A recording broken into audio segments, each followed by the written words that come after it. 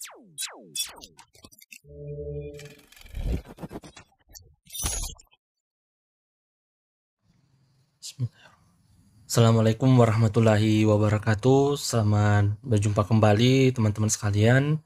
Semoga semuanya tetap sehat selalu pastinya ya, dan dapat melaksanakan atau melakukan berbagai jenis macam kegiatan dalam kesehariannya, terkhusus pada untuk kegiatan-kegiatan perkuliahan di kampus misalnya yang memang masih dilakukan dalam bentuk virtual atau daring hingga saat ini, karena memang kondisi masih belum memungkinkan untuk dilakukan perkuliahan secara tatap muka, secara langsung atau secara masif. Nah, pada kesempatan ini kita akan berbicara terkait administrasi dan pelaporan yang dilakukan di suatu rumah sakit, yang mana administrasi dan pelaporan ini dilakukan di bagian instalasi farmasi atau yang berkaitan di dalamnya, misalnya terkait pergudangan misalnya ya, atau terkait di apotek pelayanan farmasi yang berada di rumah sakit. Nah, untuk lebih jelasnya terkait administrasi dan pelaporan di rumah sakit ini, kita akan melihatnya dan menguraikannya serta melihat lebih dalam lagi seperti apa sebenarnya administrasi dan pelaporan yang perlu dilakukan dalam proses dokumentasi yang dilakukan di instalasi farmasi suatu rumah sakit. Nah, untuk lebih lanjutnya kita lihat di slide-slide selanjutnya. Nah, yang pertama ya teman-teman, perlu diketahui bahwa administrasi itu harus atau memang sangat perlu dilakukan secara berkala ya. Dan tentunya proses administrasi itu dilakukan dengan tertib dan berkesinambungan, yang mana hal ini dilakukan untuk memudahkan terjadinya atau ketika melakukan penelusuran kegiatan yang telah berlalu. Jadi sangat mudah untuk membuka kembali atau merecall semua yang berkaitan yang ingin dilihat pada hari ini misalnya, karena memang sudah terrekod ya kegiatan-kegiatannya yang telah berlalu. Nah, yang pertama teman-teman bisa melihat di sini adalah terkait pencatatan dan pelaporan. Nah, pada pencatatan dan pelaporan terhadap kegiatan pengolahan sediaan farmasi misalnya Alkes atau BMHP ya, bahan medis habis pakai. Nah, itu meliputi terkait perencanaan kebutuhan, pengadaan, penerimaan, distribusi, kemudian pengendalian, pengembalian ya, kemudian pemusnahan dan penarikan. Jadi semua daripada kegiatan ini itu perlu dilakukan pencatatan dan pelaporan. Oke. Kemudian selanjutnya, pelaporan itu dibuat secara periodik ya. Dibuat secara periodik dalam periode waktu tertentu. Nah, periode atau waktu tertentu ini bisa dilakukan dalam bulanan, misalnya sekali dalam sebulan. Kalau dilakukan dalam triwulan, sekali dalam 3 bulannya, atau juga bisa dilakukan tiap 6 bulan ya, atau dikenal dengan tiap semester, sehingga bisa juga disebut dengan per tahun atau dilakukan setiap 12 bulan. Nah, jenis-jenis pelaporan yang dibuat itu menyesuaikan dengan peraturan yang berlaku. Jadi semua pelaporan ya yang terkait dengan kegiatan-kegiatan yang tadi ya, yang meliputi perencanaan, pengadaan, distribusi, kemudian pengendalian, pemusnahan ya, sediaan farmasi Alkes atau BMHP, itu harus sesuai dengan peraturan yang berlaku. Artinya untuk kegiatan-kegiatan tersebut sudah ada standarnya, sudah ada pedomannya, jadi dilakukan secara atau sesuai dengan peraturan yang berlaku ya. Nanti takutnya kalau nggak sesuai dengan peraturan yang berlaku, nah itu artinya menyeleweng. Nah, pasti nanti akan berakibat buruk misalnya kalau tidak sesuai dengan peraturan yang telah ditetapkan. Baik. Kemudian selanjutnya, suatu pencatatan kegiatan-kegiatan pelayanan perbakalan farmasi ya, misalnya tadi pengadaan perencanaan. Nah, tak lain itu dilakukan pencatatan untuk pertama adalah sebagai bentuk persyaratan untuk Kementerian Kesehatan atau BPOM. Nah, ini dilakukan untuk ini ya. Kemudian yang kedua itu pencatatan dilakukan untuk sebagai dasar akreditasi rumah sakit. Artinya di sini bisa dilakukan evaluasi nantinya ya, untuk melihat bahwa akreditasi suatu rumah sakit itu bisa meningkat lebih baik lagi atau mungkin mengalami penurunan ya.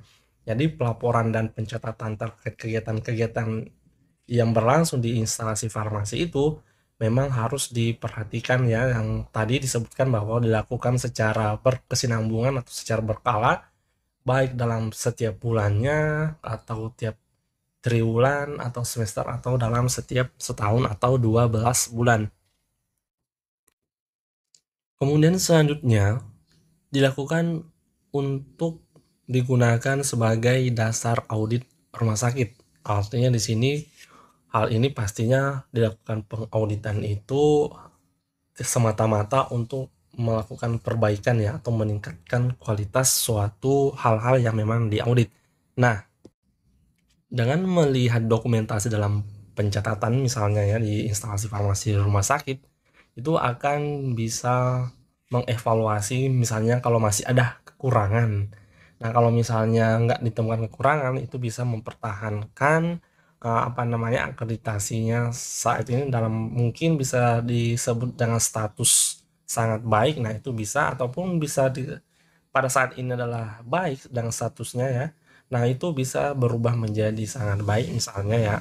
Jadi semata-mata audit ini dilakukan untuk evaluasi, untuk perbaikan. Kemudian yang selanjutnya adalah sebagai bentuk dokumentasi farmasi.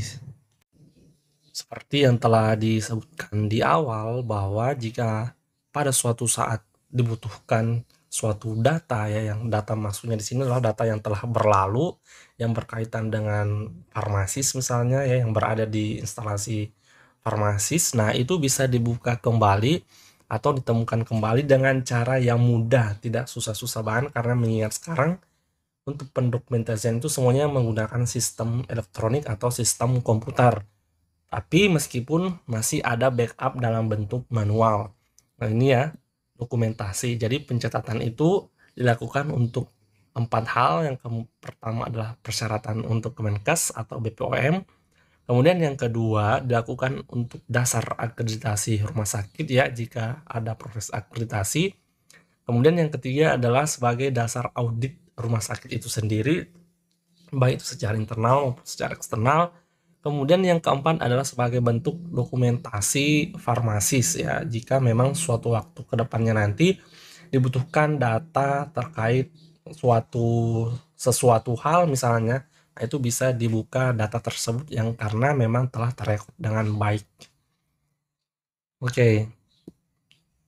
Kemudian selanjutnya adalah pencatatan dan pelaporan ini misalnya di unit instalasi farmasis itu bertujuan untuk memonitor transaksi perbakalan farmasi yang masuk keluar ya.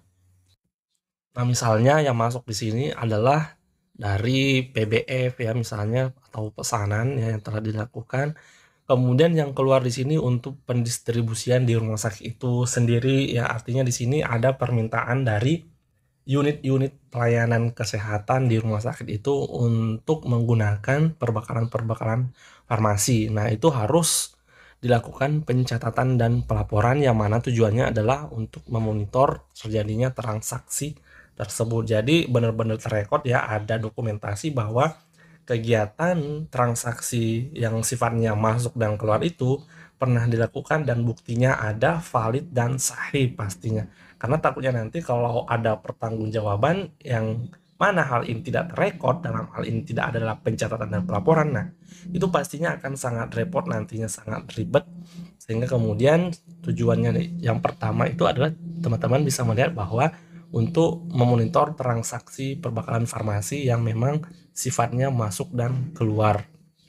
Kemudian kita melihat di sini juga bahwa pencatatan dan pelaporan itu dapat dilakukan secara manual dan komputerisasi. Tadi telah disinggung ya di slide sebelumnya bahwa memang dilakukan saat sekarang ini itu semuanya dalam sistem komputerisasi atau elektronik, yang mana tujuannya adalah untuk memudahkan aja. Akan tetapi tetap di backup dengan pencatatan dan pelaporan yang sifatnya manual, dalam hal ini adalah dalam bentuk buku ataupun dengan kartu stok. Oke, paham ya teman-teman? Kemudian selanjutnya, hal-hal atau informasi-informasi yang dapat kita ambil atau yang dapat kita lihat atau yang dapat kita peroleh dari suatu kegiatan pencatatan ya, dalam hal ini di unit instalasi farmasi. Nah, di sini teman-teman bisa melihat ada 5 informasi ya yang diperoleh dari kegiatan pencatatan yang telah dilakukan.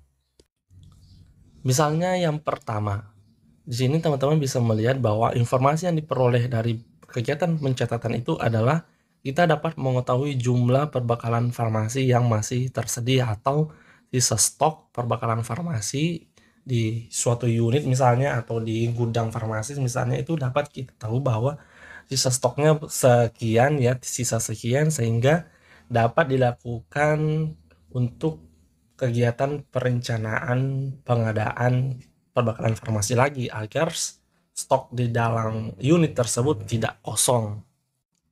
Baik, kemudian yang selanjutnya yaitu kita akan mengetahui jumlah perbekalan farmasi yang diterima, misalnya kan.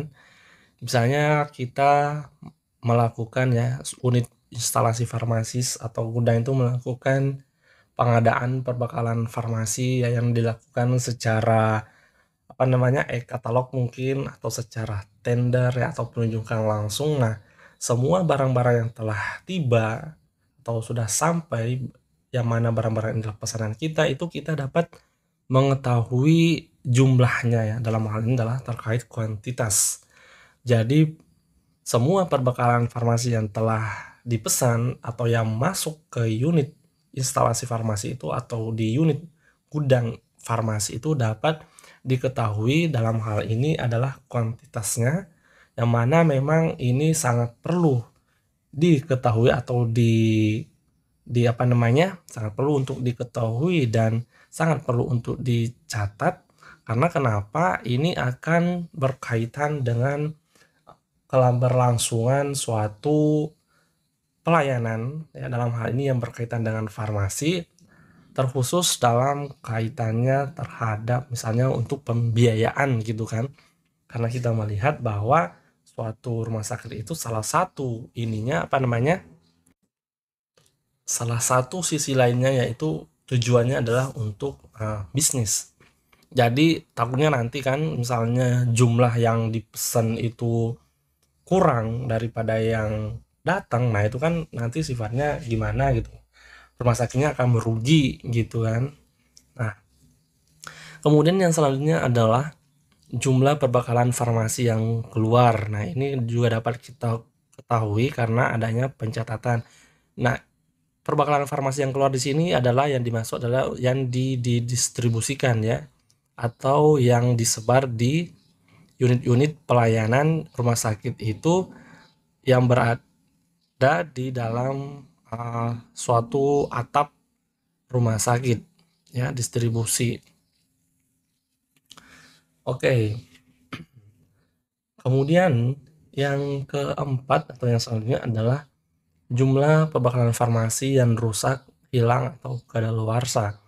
Jadi untuk mengetahui atau yang mana ini, untuk salah satunya adalah ketika melakukan perencanaan pengadaan, itu perlu diperhatikan salah satu dari faktor perbekalan yang rusak, hilang, atau kadaluarsa, sehingga dapat dilakukan perencanaan pengadaan yang mana stok obat atau BMHP tertentu yang mengalami ini ya, rusak, hilang, atau kadaluarsa, itu dapat dipesan dengan jumlah yang cukup atau memenuhi lagi, kurang lebih seperti itu.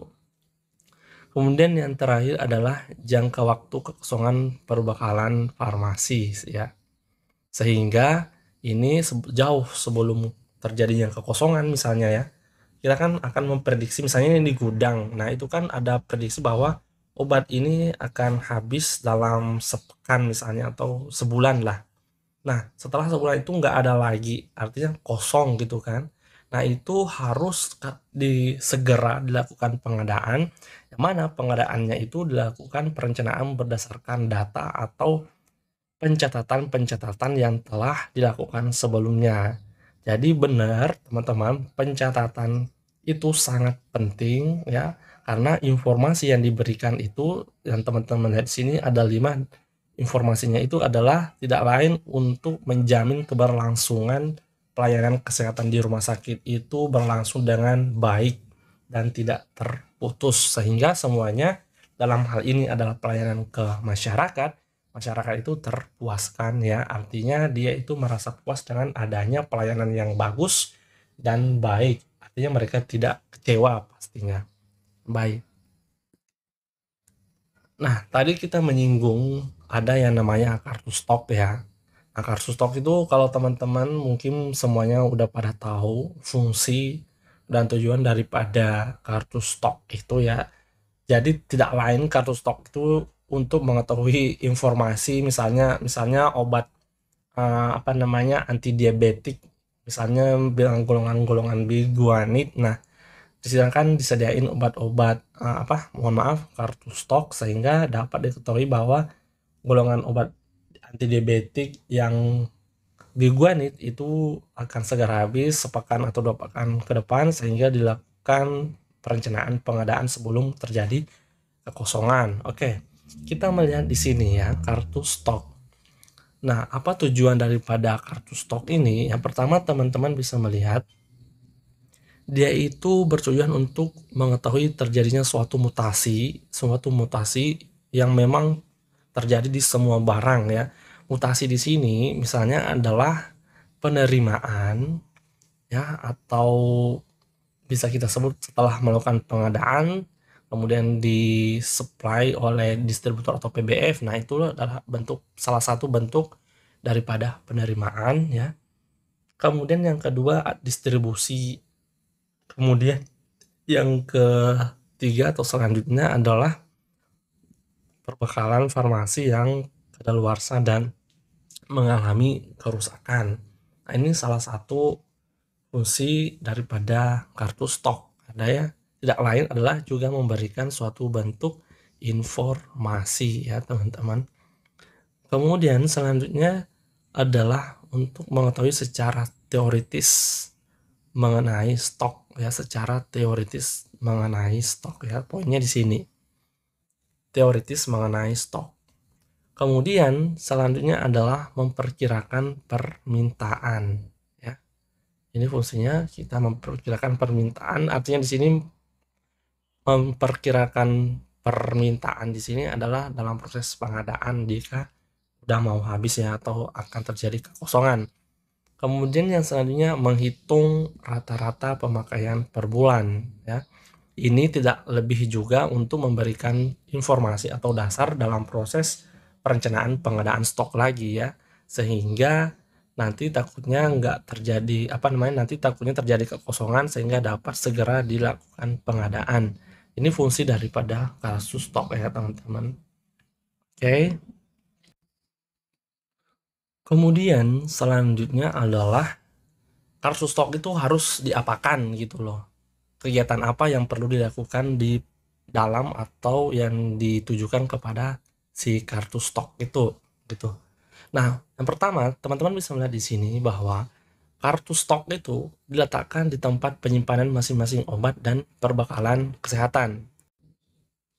Jadi kartu stok ini disimpan atau diletakkan dan kadang-kadang juga itu ditempelin ya di di wadah-wadah daripada sediaan-sediaan farmasi ya. Misalnya di sini kita berbicara terkait obat. Nah, itu ada raknya sendiri. Nah, di situ ditempelin atau disimpan di sana atau diselipin di sana kartu stoknya ya. Dan saya rasa teman-teman udah sangat familiar terkait kartu stok ini, apalagi nanti kalau misalnya sudah magang ya, melakukan magang di rumah sakit, di apotek misalnya, atau di hal-hal yang memang berkaitan dengan pelayanan kegiatan farmasis ya, atau juga bisa di gudang farmasis. Nah, Anda akan selalu menemukan yang namanya kartu stok ini dimanapun ada misalnya obat. Nah, di situ pasti ada kartu stok yang diletakin, yang mana tujuannya adalah untuk melakukan pencatatan pengeluaran atau mutasi ya. Pengeluaran, terjadinya kerusakan atau terjadinya penerimaan. Nah, itu nanti di sana dituliskan ada kolom-kolomnya Misalnya di kartu stok itu kolom 1 penerimaan ya, kolom 2 itu terkait pendistribusian, kolom ketiga, kolom keempat dan selanjutnya rusak, kedaluarsa atau hilang. Nah, kurang lebih seperti itu ya teman-teman. Jadi kartu stok itu diletakkan di tempat penyimpanan masing-masing obat atau perbekalan kesehatan lainnya.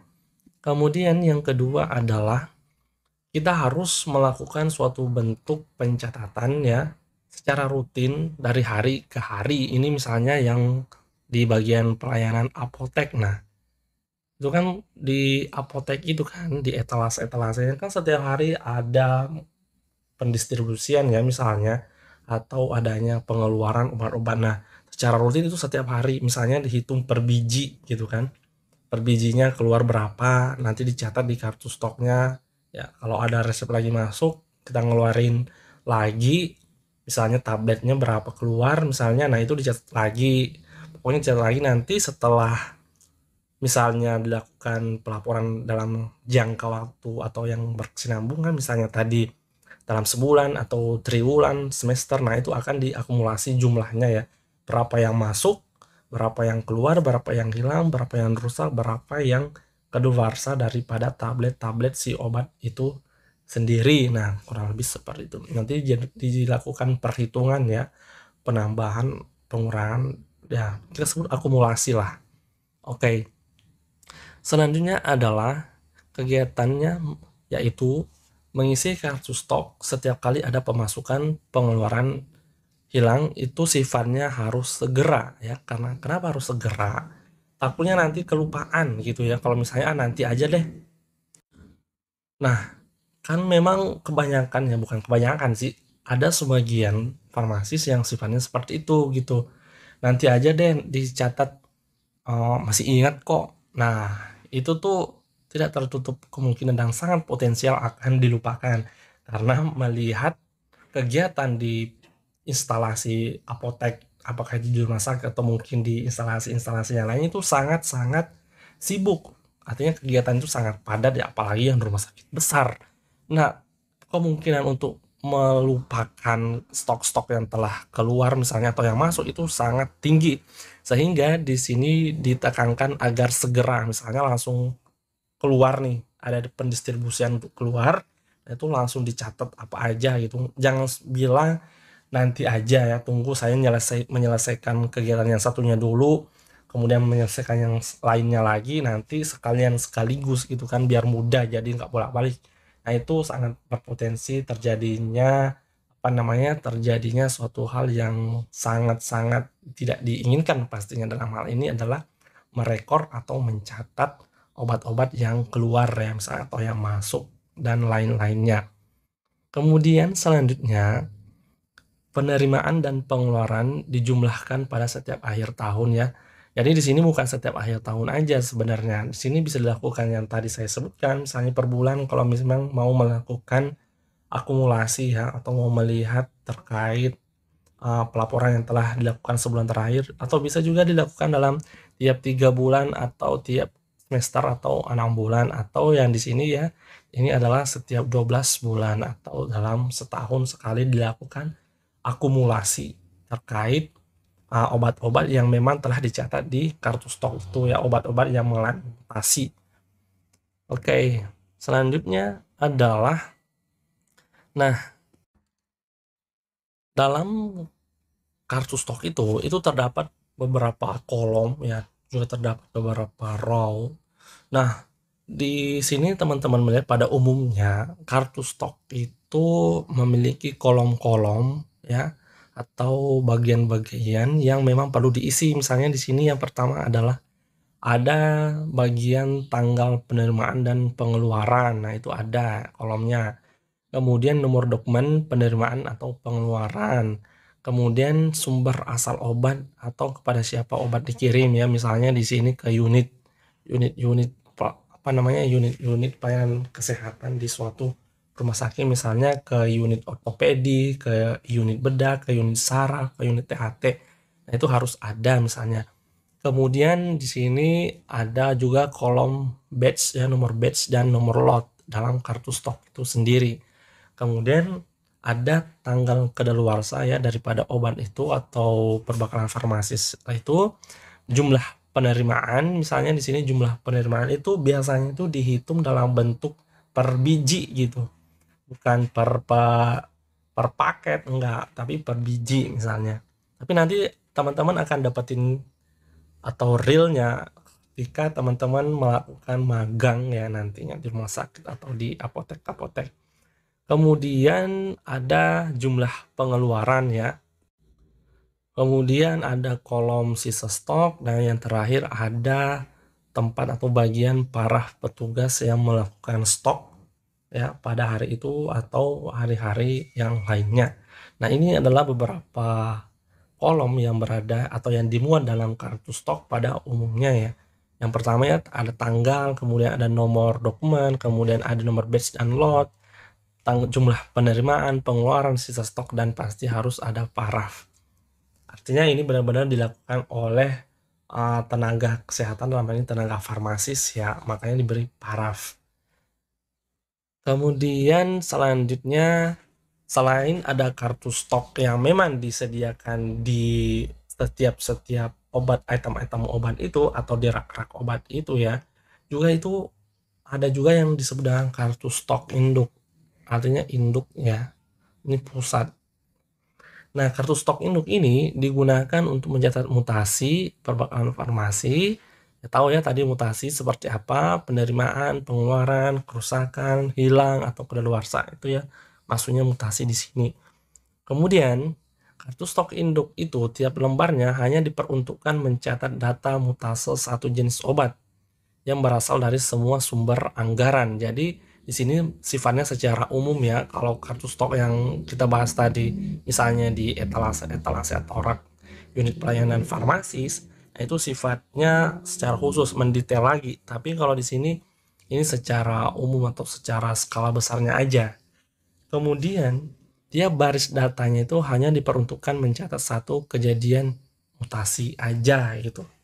Jadi tiap row-nya hanya diperuntukkan mencatat satu kejadian mutasi aja, misalnya di row 2 nih. Di sini kan di row 2 hanya ada satu, jadi pengeluaran ya pengeluaran aja di sini. Nggak ada pemasukan, penerimaan, keluar nggak ada. Jadi di row 2 ini hanya pengeluaran misalnya. Jadi setiap satu row itu diperuntukkan hanya mencatat satu kejadian mutasi. Kemudian yang keempat, data pada kartu stok ya, mohon maaf ini stok. Data pada kartu stok induk itu digunakan sebagai alat kendali bagi kepala unit pengelola obat publik dan perbekalan kesehatan terhadap keadaan fisik obat dalam tempat penyimpanannya. Oke, paham ya teman-teman kartu stok induk ini? Artinya dia ini adalah di atas daripada kartu stok, dalam hal ini di atas bukan apa ya, jadi ini kartu stok ini secara keseluruhan dan sifatnya memang nggak terlalu mendetail, beda dengan yang kartu stok yang pada umumnya ditempatkan di bagian-bagian tiap item-item obat atau yang biasanya ditempeli di wadah-wadahnya. Baik. Nah, kegiatan yang harus dilakukan pada kartu stok induk tadi ya, itu hanya diletakkan di ruang kepala unit pengelola obat publik dan perbekalan kesehatan. Jadi kartu stoknya itu hanya diletakkan di ruang induk atau di ruang unit kepala aja gitu. Tidak sama seperti dengan kartu stok obat ya yang diletakkan di rak-rak di etalase yang memang di situ berdampingan dengan tiap-tiap obatnya, enggak. Nah, ini hanya diletakkan di ruang kepala unit pengelola. Kemudian yang selanjutnya adalah juga dilakukan pencatatan secara rutin ya dari hari ke hari. Jadi secara rutin juga ya pencatatannya, sama ya dengan kartu stok yang diletakin di obat. Kemudian yang selanjutnya adalah jika terjadi suatu mutasi obat itu langsung segera dicatat ya. Langsung segera, karena mengingatkan yang tadi ya, karena takutnya ada kelupaan gitu, makanya langsung segera misalnya. Kemudian yang selanjutnya, penerimaan dan pengeluaran itu dijumlahkan pada setiap akhir tahun. Oke, paham ya teman-teman? Jadi tiap akhir tahun itu dilakukan akumulasi. Oke.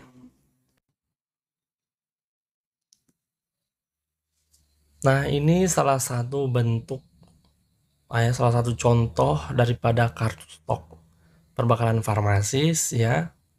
Misalnya di sini nama obatnya apa ya, misalnya golongan-golongan anti diabetik, misalnya karbose, kemudian satuannya apa gitu kan, kemasannya apa, kemudian nomor kodenya apa gitu. Nah, kemudian di sini ada tanggal ya. Kemudian ini dari dan kepada ya. Misalnya dari mana atau misalnya didistribusikan kemana gitu ya, di unit mana. Kemudian di sini jumlahnya yang masuk misalnya, kemudian jumlah keluarnya ada berapa, misalnya ada berapa tablet atau ada berapa box ya. Kemudian sisanya, terus expire date-nya juga ada, paraf dan keterangan misalnya juga di sini ditambahkan keterangan jika memang memungkinkan ditambahkan ya. Selain itu di sini juga ada nomor faktur ya misalnya. Oke, ini hanya salah satu contoh aja ya kartu stok perbakalan farmasi, akan tetapi bentuk daripada kartu stok ini kurang lebih itu mengandung kolom-kolom yang seperti ini ya. Mungkin ada kartu stok yang lebih banyak lagi kolom-kolomnya, atau mungkin ada yang lebih simpel lagi daripada ini. Akan tetapi yang paling perlu itu tanggal ya, tanggal, kemudian item yang masuk dan keluar, sisa ya, kemudian paraf dan keterangan. Dan juga ini ya, biasa juga dari dan kepada. Nah, itu yang paling penting sih sebenarnya dalam kartu stok obat itu. Akan tetapi jika itu memang kita mau melihat lebih bagus dan lebih baik lagi, itu kalau perlu kartu stoknya itu lengkap ya kolom-kolomnya. Jadi kartu stok itu memiliki semua kolom-kolom yang memang pada kolom-kolom itu adalah unsur-unsur yang sangat penting dalam proses misalnya pendokumentasian atau pencatatan nantinya gitu kan, dalam misalnya untuk pelaporan atau akumulasi dalam setiap setiap waktu yang berkesinambungan, apakah itu sebulan, 3 bulan, 6 bulan, atau tiap setahun atau 12 bulan ya. Paham ya teman-teman? Baik, selanjutnya adalah terkait pelaporan. Tadi kita telah membahas terkait administrasi ya. Nah, sekarang kita masuk ke bagian pelaporan. Dan saya rasa semua teman-teman pasti tahu ya yang namanya pelaporan itu seperti apa. Nah, di sini pelaporan situ dimaksudkan adalah kumpulan catatan dan pendataan kegiatan administrasi perbakalan farmasis yang terjadi di unit-unit instalasi farmasis, misalnya di rumah sakit ya. Jadi kumpulan catatannya, rekapan daripada kegiatan administrasi yang berkaitan dengan perbakalan farmasi di suatu instalasi farmasi rumah sakit. Dan pelaporan ini tidak lain bertujuan untuk yang ketiga ini ya teman-teman bisa melihat, yaitu pelaporan ini bertujuan yang pertama adalah tersedianya data yang akurat untuk bahan evaluasi ya. Jadi datanya itu akurat, yang nggak abal-abal ya, atau bisa dibilang benar-benar valid dan sahih datanya, sehingga ini dapat dilakukan sebagai bentuk data yang digunakan pada evaluasi nantinya. Kemudian tujuan yang kedua yaitu tersedianya informasi yang akurat ya. Selain data yang akurat, pastinya ada informasi yang akurat karena ini saling berkaitan pastinya. Kemudian yang ketiga adalah tersedianya data yang lengkap untuk membuat perencanaan atau pengadaan obat nantinya. Jadi datanya karena yang tadi udah akurat ya, sahih atau valid, sehingga itu dapat dijadikan suatu bentuk dasar dalam proses perencanaan pengadaan obat atau perbakalan farmasis kedepannya nanti ya. Jadi ini salah ketiga daripada tujuan dilakukannya pelaporan dalam suatu instalasi farmasi rumah sakit. Oke, paham ya teman-teman? Kemudian selanjutnya di sini teman-teman bisa melihat ada tiga ya, tiga hal, yang mana ketiga hal ini merupakan tiga ya daripada kegiatan pelaporan itu, yang mana tiga hal ini adalah dilakukan agar terjadi komunikasi antar level manajemen. Jadi adanya saling koordinasi ya antara level manajemen. Kemudian yang kedua, penyiapan laporan tahunan yang komprehensif mengenai kegiatan di instalasi farmasi rumah sakit. Kemudian yang terakhir adalah laporan tahunan. Oke, paham ya teman-teman. Jadi suatu bentuk pelaporan itu di suatu instalasi farmasi rumah sakit itu dilakukan sebagai bentuk komunikasi antar level manajemen ya. Jadi dalam manajemen itu ada ada level-levelnya juga ya, ada stage-stage-nya gitu loh. Ada misalnya di level ini itu ruang lingkupnya agak-agak masih bisa dibilang agak-agak mudah gitu, tidak begitu meluas ya. Kemudian di level 2 ya, manajemen level 2 itu agak lebih meluas dibandingkan yang level 1. Kemudian yang selanjutnya level 3 agak lebih meluas lagi. Artinya di sini ada tingkatan level manajemen gitu. Jadi mereka itu koordinasinya saling terjalin sehingga pastinya dalam manajemen kegiatan kegiatan yang terjadi di instalasi farmasi rumah sakit itu dapat berjalan baik dan lancar tanpa adanya kendala-kendala misalnya. Kemudian yang kedua ya, yang tadi terkait penyiapan untuk laporan tahunan yang sifatnya komprehensif ya, yang tadi ya. Jadi laporan itu dilakukan untuk persiapan tahunan ya, laporan tahunan ya yang sifatnya komprehensif ya. Oke, baik. Kemudian selanjutnya di sini ada jenis-jenis laporan ya, yang di sini berfokus kepada bagian gudang. Jadi di gudang perbakalan farmasi itu ada beberapa jenis laporan yang perlu dibuatkan karena memang di situ sangat krusial terjadinya suatu bentuk misalnya hal-hal yang terjadi kan misalnya adalah nanti salah faktur dalam hal ini jumlah kuantitasnya apa yang kita pesan yang datang hanya berapa gitu. Jadi perlu ada laporan-laporan yang banyak. Yang pertama di sini bisa dilihat bahwa salah satu jenis laporan di gudang perbakalan farmasi yang perlu dibuat yaitu adalah laporan pembelian. Laporan pembelian misalnya ke PBF ya atau distributor.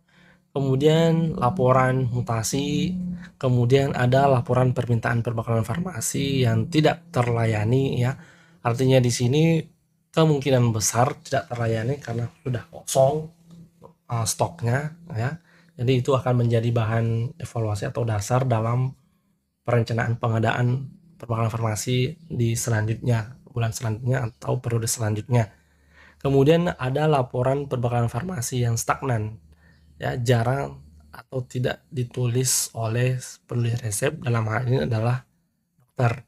Kemudian yang kelima adalah ada laporan perbakalan farmasi yang hampir kadaluarsa. Maksimal di sini kadaluarsanya itu adalah 6 bulan sebelum kadaluarsa. Jadi ada laporan semua item-item obat atau BMHP yang di dalam gudang itu yang 6 bulan kemudian itu akan mengalami kadaluarsa. Nah, ini laporan ini digunakan untuk memberikan informasi ke dokter penulis resep ya, misalnya ketika dia meresepkan obat yang memang akan segera kadaluarsa 6 bulan ke depan. Nah, itu ada laporannya. Kemudian yang keenam ada laporan perbekalan farmasi yang telah kadaluarsa gitu. Jadi yang obat yang kadaluarsa itu ada juga laporannya. Kemudian yang ketujuh laporan ketersediaan obat. Kemudian yang kedelapan adalah laporan stock of name. Jadi dalam gudang perbakalan farmasis itu ada 8 jenis laporan yang perlu dibuat ya, yang sangat penting untuk dibuat, yang mana teman-teman bisa melihat di sini laporan apa aja yang harus dibuat di gudang perbakalan farmasis itu dengan tujuan untuk memberikan misalnya informasi atau data-data terkait keadaan yang berada di perbakalan farmasi yang tersimpan atau tertimbun di gudang, kurang lebih seperti itu. Oke, paham ya teman-teman? Jadi di gudang itu banyak laporan. Kemudian selanjutnya adalah administrasi keuangan, yang bagian B, administrasi keuangan. Kalau yang bagian A yang tadi telah kita bahas ya, kita share ulas dengan secara detail, yaitu bagian pencatatan dan pelaporan. Kemudian yang Selanjutnya adalah kita akan berbicara terkait administrasi keuangan. Nah, perlu teman-teman ketahui bahwa suatu instalasi farmasi rumah sakit itu terkadang unit tersebut itu mengelola atau melakukan administrasian terkhusus di bagian keuangan ya. Ada unit instalasi farmasi yang melakukan administrasi keuangan, adapun yang tidak melakukan administrasi keuangan dalam hal ini itu dilakukan oleh bagian-bagian akuntansi ya, atau bagian-bagian akuntansi di rumah sakit itu sendiri. Jadi unit instalasi farmasi itu hanya berfokus untuk pelayanan perbekalan farmasi saja. Nah, akan tetapi jika unit instalasi farmasi itu harus mengelola keuangan, maka akan menyelenggarakan administrasi keuangan ya. Jika memang unit itu melakukan bagian keuangan, tapi ini sangat jarang pastinya. Karena takutnya sangat tumpang tindih, artinya nanti salah satunya terbengkalai. Pasti akan terbengkalai. Karena memang kalau kita melihat orientasi daripada instalasi farmasi rumah sakit itu ya melayani perbekalan farmasis ya, bukan untuk administrasi keuangan. Nah, terus untuk administrasi keuangan itu di situ termasuk dalamnya adalah yang berkaitan dengan pengaturan anggaran, kemudian pengendalian dan analisis biaya, kemudian pengumpulan informasi keuangan, kemudian penyiapan laporan, kemudian penggunaan laporan yang berkaitan dengan semua kegiatan pelayanan kefarmasian secara rutin atau juga tidak rutin dalam periode bulanan, triwulan, 6 bulan atau 12 bulan ya. Paham ya teman-teman? Nah, ini jika suatu instalasi farmasi rumah sakit itu melakukan administrasi keuangan atau bagian keuangan itu dia mengelola juga, maka perlu mereka melakukan ini ya, misalnya pengaturan anggaran, pengendalian dan analisis biaya, dan selanjutnya atau yang lain-lainnya. Tapi pada kenyataannya ya teman-teman, mayoritas bagian besar instalasi farmasi rumah sakit itu dia tuh berfokus ke pelayanan perbekalan farmasis aja. Nah, untuk bagian keuangan itu diserahkan ke bagian keuangan rumah sakit misalnya, atau bagian akuntansi rumah sakit. Jadi mereka memiliki peran masing-masing sehingga semuanya berjalan sesuai dengan alur yang telah ditetapkan. Oke. Kemudian selanjutnya adalah administrasi penghapusan ya. Tadi yang B adalah administrasi keuangan, kemudian kita akan berbicara terkait administrasi penghapusan. Yang mana ini merupakan kegiatan penyelesaian terhadap sediaan farmasis, alat kesehatan, dan BMHP yang tidak terpakai. Tidak terpakai di sini itu karena misalnya kedaluarsa atau mengalami kerusakan, atau memang mutunya itu sudah nggak memenuhi standar ya, tidak memenuhi standar. Nah, semua yang alkes atau sediaan farmasis yang seperti yang tadi disebutkan itu diusulkan untuk dihapuskan ya kepada pihak terkait sesuai dengan prosedur yang berlaku. Oke, artinya di sini dihapuskan adalah mungkin dimusnahkan atau dikembalikan ke distributor atau si suppliernya. Jika memang di awal itu ada kontrak, bisa dikembalikan ketika terjadi misalnya kedaluarsa atau rusak. Nah, ini tidak lain adalah untuk memberikan, dalam hal ini adalah misalnya di gudang memberikan space yang lebih luas lagi gitu kan, dengan cara mengeluarkan barang-barang yang sifatnya memang perlu dihapus gitu. Oke, baik, paham ya teman-teman. Jadi teman-teman ada 3 ya terkait administrasi di suatu instalasi farmasi rumah sakit itu sendiri. Yang pertama adalah tadi terkait administrasi pencatatan dan pelaporan. Kemudian yang kedua adalah terkait administrasi keuangan, misalnya unit pelayanan farmasi itu mengelola atau diberi kewenangan mengelola keuangan.